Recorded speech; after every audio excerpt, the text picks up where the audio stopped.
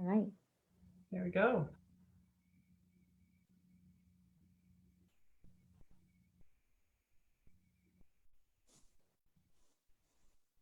It's redirecting now. Okay, cool. Welcome to Fertility Talks. I'm your host, Mary Wong, and I'm so thrilled to be here and really super excited to have Kaitlynn Furse with us. And I just want to, before I introduce you, Kaitlynn, I want to just go back and tell everyone that this is a second post for you, because back in post 134, so for those of you who are just watching on YouTube, you'll find it at Mary Wong Acupuncturist.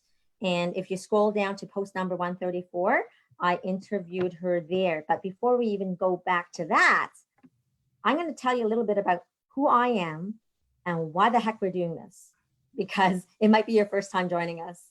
So again, I'm Mary Wong. I'm the founder of Alive Holistic Health Clinic. I'm an acupuncturist in downtown Toronto, and I'm the author of Pathways to Pregnancy.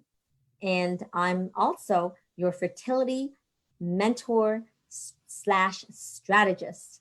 And I created Fertility Talks because I wanted a place that women and couples can go to get accurate information that is based on science and the most up-to-date research, and interviewing professionals in the field of fertility, as well as people like Kaitlynn, who has been there before you.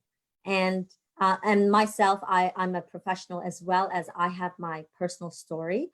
So this is a free place so that you can get accurate information and a little hope along the way and less isolation.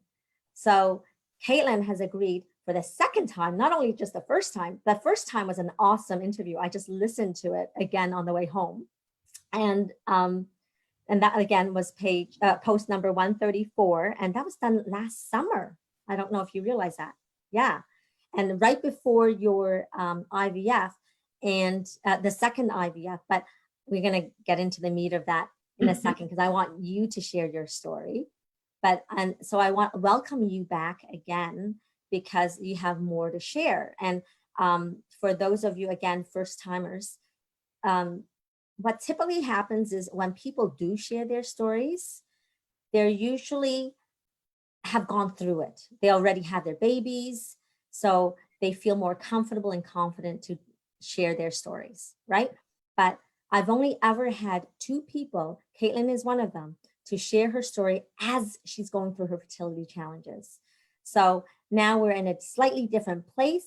So I want you to share. Welcome, Kaitlynn, for coming back.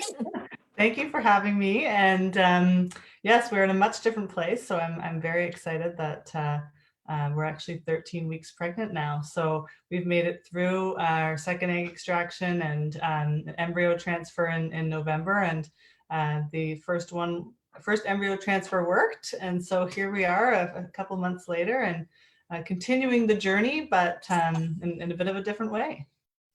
Totally. And so I do urge you guys to go back to the first one, because here's the thing. If you are the first time viewer, you're like, oh, that happens to everybody but me, right? Because what you're saying, it sounds like pretty straightforward. Well, we know that your story is not straightforward. So I would love for you just to give everybody a recap, and then they can just go back to the actual interview. Yeah, for sure. So my husband and I started to try to build a family when we first got married in 2015.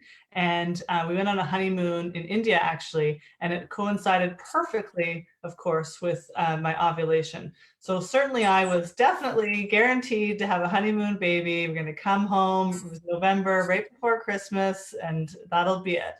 And of course, that didn't happen. And we tried on and off for a couple of years, and we weren't quite sure if it was just timing or what the issue might be, or if there was an issue. And finally, after a couple of years, my family physician said, you might want to think about going to a fertility clinic. And I thought, well, okay, but I'm sure there's nothing really wrong. I mean, that'd be crazy. Well, especially when, I'm going to add this in because you didn't say it, that you were 29 at the time when you first tried to start conceiving. So that, certainly you don't have this thinking of, I'm going to have an issue having a baby. It wasn't even on the radar at all.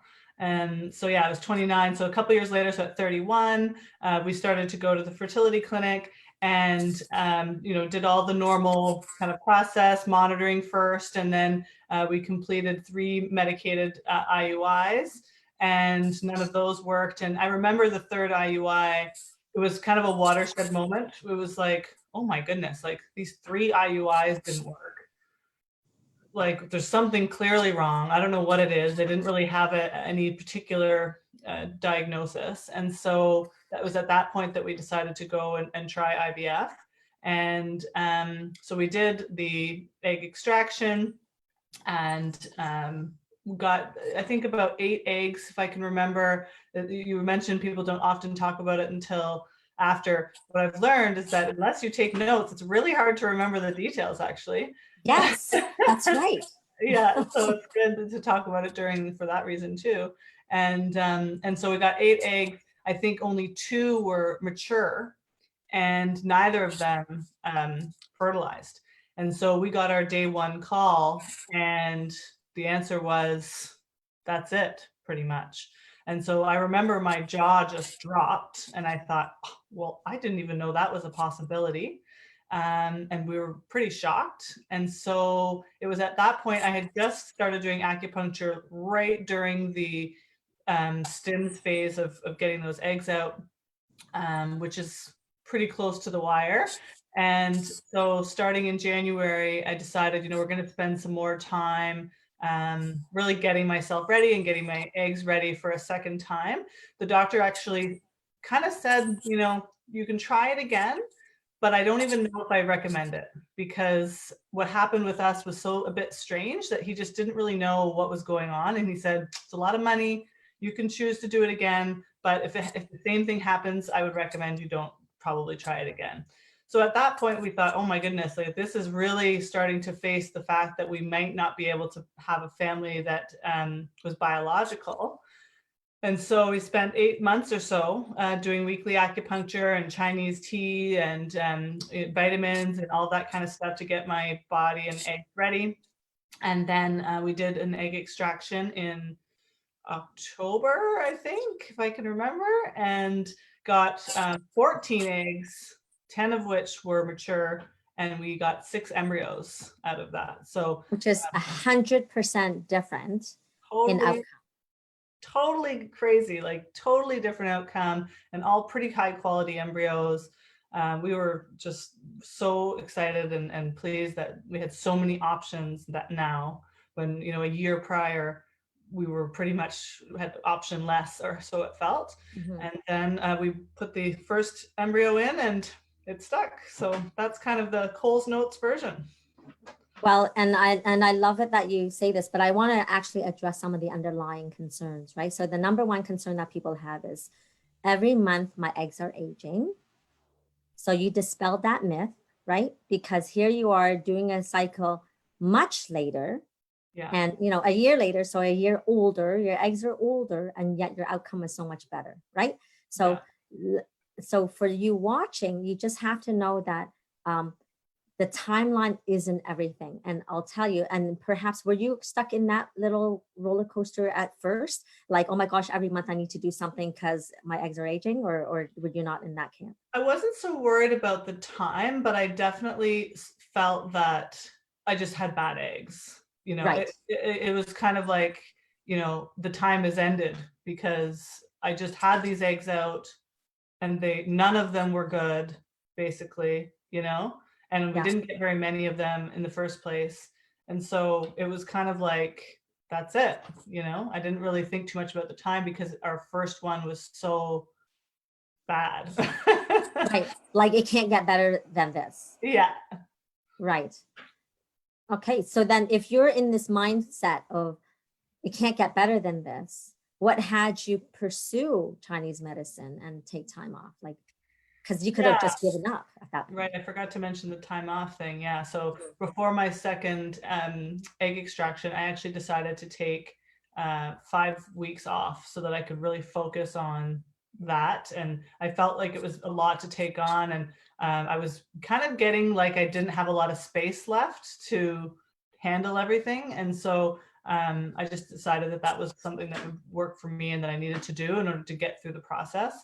And so, yeah, I think it was kind of the idea that, well, we did this once and it didn't work. Let's give it one last shot.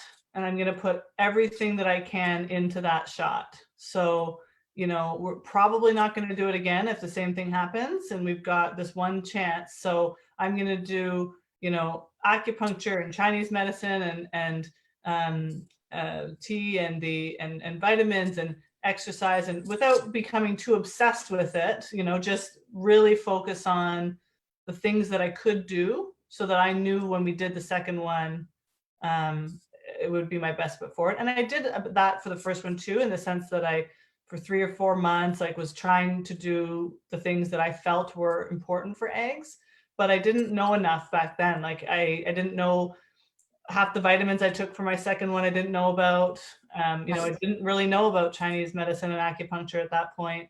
So it just wasn't on my radar. So I felt like I was doing what I could do, but I wasn't really doing everything I could do. Right. That's a very good point. So, and so that could be a great takeaway too, right? What are the options out there that you can do to take back control over something that you really can't have control over? Yeah, absolutely. And I think another key thing, you talked about control, the moment that I just accepted that I had no control actually made it a lot better, because I had been trying to, I'm a planner. And so I was trying to, even with the fertility clinic, I'm like, okay, so it's this part, and then it's this part. And then what can I expect after here? And can you send me a quote for that? And they're like, oh, okay, but the medication can change. And so there's so many things out of your control. And I was trying to put it in this box like I would something at work or something in your life. And this is the sequence of what it's going to be. And the reality is that this just doesn't work that way. And so in my experience anyway. And so the sooner I just accepted that, you know what, I can't plan this, there's things that I can do in my control, like acupuncture and Chinese tea and trying not to be stressed and etc. But you got to do it day by day, because it changes day by day. And accepting that really does help you to just have peace of mind in the process, versus trying to make it into something that it should be a certain way, and you just, unfortunately, you have no control. No, and I love it, and I appreciate that you say, oh gee, I'm a planner, and yet you had to. So you can have an overarching plan without creating the expectations, right? Yeah. Because you went in planning that first IVF, that was it. You didn't even consider that it was a possibility that you have no fertilized eggs. Oh, Like that was not there. No. Right. So really being able to be open and surrender to the process, to whatever is possible or not, and dealing with it as it comes. Yes. Right. Otherwise you set yourself for great disappointment. And I always say that great expectation comes with great disappointment. Yeah. Right. Yeah. Yeah. And also it's stressful when things don't go according to your plan. Right. So you're thinking, oh, I didn't know I was going to have to come into the fertility clinic again tomorrow. That's It's right. like, well, you do. So that's okay. Then just kind of accepting that you don't know what that plan is going to look like necessarily, and surrendering to the process is a perfect way to say it. Just kind of taking it day by day and accepting that you don't have line of sight necessarily on what every single thing, because it changes day to day depending on what the doctors see. Absolutely. So then to look at the huge differences between the first IVF and the second, can you name a couple of things specifically? I know we talked about it really, but if you can just name it like bullet points, what do you think made the difference? Yeah, so I think there was a lot of small things. So certainly, I think the biggest difference was doing weekly acupuncture and focusing on, for me personally, I have something called Raynaud's phenomenon. So I have really low blood circulation and low blood pressure. And I didn't realize that blood pressure and blood flow is really important for egg quality. And so when I first went in to see you, and my understanding was in Chinese medicine, blood flow is really important because that's how your nutrients move around your body. And I thought, oh, well, that makes a lot of sense. And so a lot of, I think what we were treating was blood flow and getting things moving the way that it should. I'm sure among lots of other things that I don't fully understand. But that was a big one because, and I felt the difference in my body through that How process. did you feel it different? Just like I'm generally, I'm always freezing. I wasn't freezing. I could feel the blood flowing in my body in a way that I never really had experienced before. So that was big. And then again with Chinese tea and all those pieces.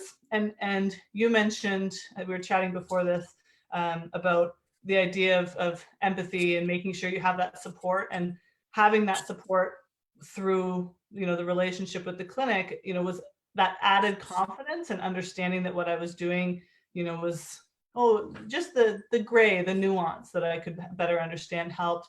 So acupuncture, Chinese tea, the vitamins that I took through consulting with the naturopath, and then the clinic actually changed my medication as well. So they added a growth hormone, which at the time horrified me, and I imagined having this like giant bodybuilder baby probably.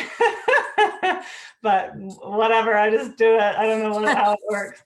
And then I think the biggest difference though was me just letting go of holding it all together, because I had been surviving this thing for years and trying to make sure that my fertility challenges weren't impacting my work and weren't impacting my life and all these things. And I was just surviving and holding it together. And I slowly over the course of the year started to let go of that and open up more. I shared with my work that I was going through this. I didn't have to lie every morning when I got into work talking about, oh, bad traffic today. It's like, nope, I was getting an ultrasound probe, and so that gave me a lot more space to just be able to focus on the process and not worry about all the other stuff. And so then that and taking, and I wouldn't have been able to take the time off that I did if I hadn't opened up as I did, because the thought of taking time off was nowhere in the cards earlier in that year. Because, what would that look like? I'm going to go and ask my boss to give me 5 weeks off because I'm trying to grow eggs. Like that just was not in the realm of possibility. No, especially in being a professional woman and worrying about your, next raise or promotion, exactly. right? And like, oh my gosh, this is going to hinder my job security, right? And I didn't want people to think like, oh, she seems a bit off today, must be that fertility medication. I just didn't want that to become an excuse as to why people might think a certain thing or whatever. And what's really interesting about it is A, I think that definitely helped with my outcomes, but B, I actually got back to work and got a big promotion. So, and I had a lot of people in my company who shared stories with me as I was sharing with them that I never would have heard before. And so a lot of the relationships that I had were deepened because we were able to connect on a level that didn't exist. And I love it that you're sharing this. And again, for those that are watching, I met Kaitlynn when she was in that private mode. And I remember you actually saying, but Mary, I'm a very private person.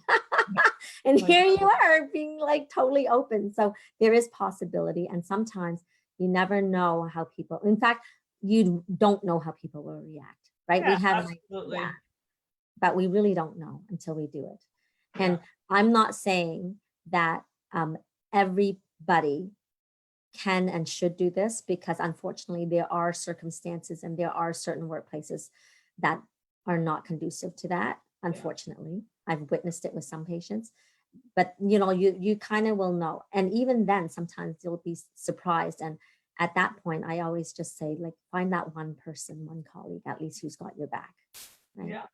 And even outside of work, like that one friend, I mean, one of the things I was also, very involved with a lot of things outside of work when I first started this journey, always trying to, be everything to everyone and, go to all the events and go to all the things with friends. And, it takes a lot to hide something.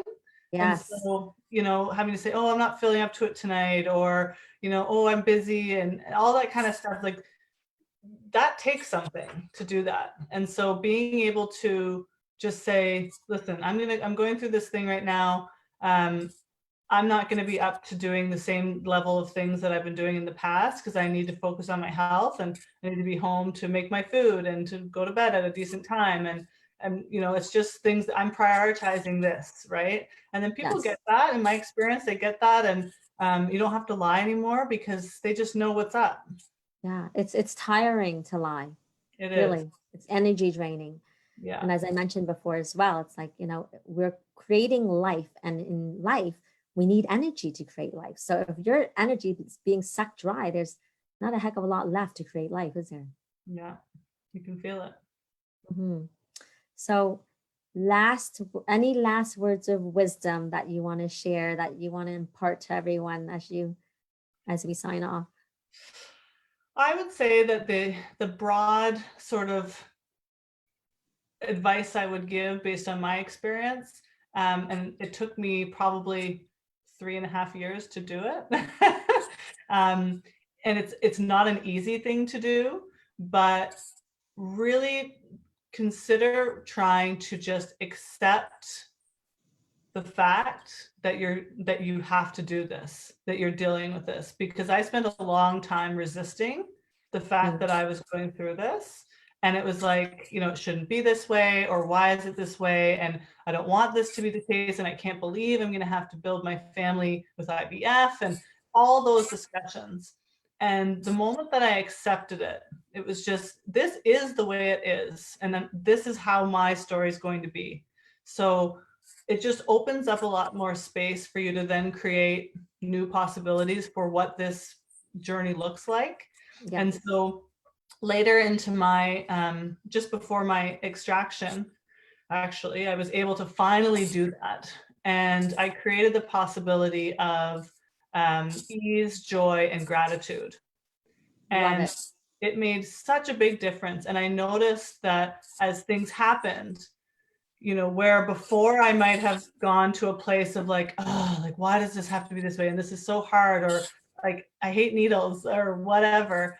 I went to, gosh, I'm so grateful for this experience because I have changed so much as a person through it. Or, I'm going to find the joy in this moment because that's really what I'm asked to right now. And it sounds really easy, but it's a really hard thing to do. But if you can make that shift from this shouldn't be this way to what can I actually create and make this actually the best opportunity and the best experience that it is, it becomes a lot easier, and it actually makes it, I don't want to say enjoyable, but it definitely makes it easier to navigate. And that's what I call the post-traumatic growth, right? It's an opportunity for you to revisit your life in a whole different realm and allow you to truly grow and develop as a human being. And honestly, and you might not like to hear it, not you, but others out there, it's like, oh gosh, because it's like, I never wanted to be in this anyway. Like, oh, I don't want the growth, right? I just want it to be easy. But it truly does enrich you as a human being and as a future father, right? Absolutely. Honestly. Yeah, and in everything that you do, like, look what you said. It's in fact given you well, you got a raise, for Pete's sakes. I'll take that. Right? Like a promotion at work after you actually came out, so to speak, right? And telling the truth. Yeah. So I think that's amazing. Yeah, it's definitely been the biggest growth experience of my life. And I'm a leader in my company. I lead in a completely different way. I mean, there's other factors to that, but it all starts with opening up and being more vulnerable. And, you can't be a good leader, in my opinion, without being vulnerable and opening yourself up and really connecting with people, because you're leading by example, whether you realize it or not. And it's actually, even though it seems like a very unfortunate and negative experience having to go through this, it is a rare opportunity as well, because you're going through something that gives you the opportunity to have more empathy and compassion and open yourself up to vulnerability if you choose to take that path. And it's been a huge difference for me, for sure. Right. And then when you embrace that, really, it does impact every area of your life. So For sure. it's a welcoming thing. So I loved it that you said empathy. And I just want to show everybody this, because today I was given this, and it's actually a brooch that, is that what you call it? A brooch? Yeah. And it's for the empathy effect. And these are made by Syrian refugees. And Kim Smiley, her signature is this lace. And so there's lace around this pearl. And she talks about the empathy effect. And so really, this is our purpose here. We're creating empathy to allow you to feel less lonely and more hopeful in your journey. And as you enrich your lives in different ways, right? And maintain or create resilience, because it takes a lot of resilience to undergo and persevere this journey, doesn't it? It sure does. Yeah. So thank you. And I hope Kim watches this, because then I'm showing off your beautiful earrings. And maybe I can get her to tell her story too. And actually, if someone else is watching, the person, I did a post back at number no, not 150. So way back, live post number 54, where I interviewed my first person who was telling the truth about her journey as she's struggling. And I would love to actually have her, invite her back, Bafwa, to share the world her story as well. Because I know when you were going through this, people came back to me and said, oh, I want to hear about Kaitlynn. Tell me, is there any news? Which I loved, right? People are rooting for you. So energetically, we're also helping each other that way too, creating positive energy. Absolutely. Mm-hmm. So again, thank you. Thank you all for watching. And please do scroll down, go through, like the interview. You can go through my Facebook, which is now, but also there's lots of, like I said earlier, you can go on the YouTube channel now, because I've been doing these Facebook Lives on 2 different things. So now it's all in one place on YouTube. So it's, again, Mary Wong, acupuncturist. And then just click on that and find the video section. And there's like about 150 videos now. I don't even know how many. There's a lot. So, and really, really insightful, lots of professional expertise and people like us. So it's awesome. Thank you. And we'll do this maybe once again. Yes, thanks for having me again. It's always a joy to share a story and to connect with you. Well, and again, I really want to thank you, because your story will impact and make a profound difference in other people's lives. And I'm sure I'll hear about it from at clinic when I go back. So thank you again. Have a great night. And really, I thank you for your time, because I know you had a full day of work. You're just, going into your second trimester, so you should be really tired. And you led at Girl Guides just before. I hope you ate something before we went on. I had a bite of something, I did.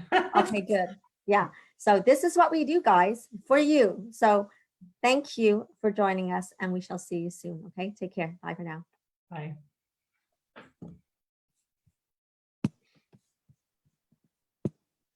Just have to make sure that we turned off on Facebook.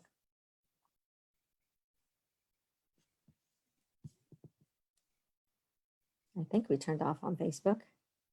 Looks still live there, I can see. Really? On the corner.